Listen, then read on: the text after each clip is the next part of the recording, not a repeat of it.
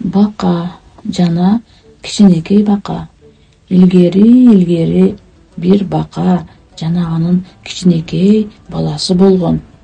Бака дайыма баласына: кымбатым, сен баарын өзүң жасаганды үйрөнүшүң керек.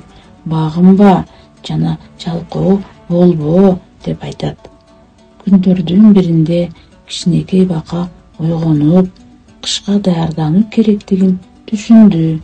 Бирок ал өтө жалкоо болуп калды. Эмне үчүн мен баарын кыла беришим керек? Башка бирөө кылсын деп ойлоп жалкоо болуп кетти.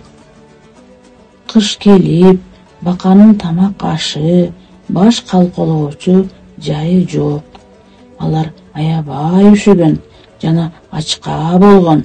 Ошондо эне бака баласына мындай деп түшүндүрөт: жалкоолук эң жаман дос. Жалкоо болгондо бизди күтүп турган кыйынчылыктарга даярдануу мүмкүнчүлүгүнөн ажырап калабыз. Эмгекчил бол, кичинекейим. Сен ар дайым ийгиликке жетесиң.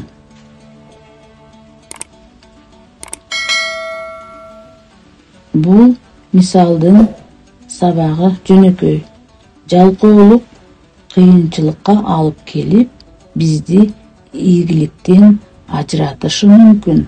Талыкпаган эмгек жана тырышчаактык бул кыйынчылыктарды жеңүүгө жана алдыга койгон максаттарыбызга жетүүгө жардам берген маанилүү сапат.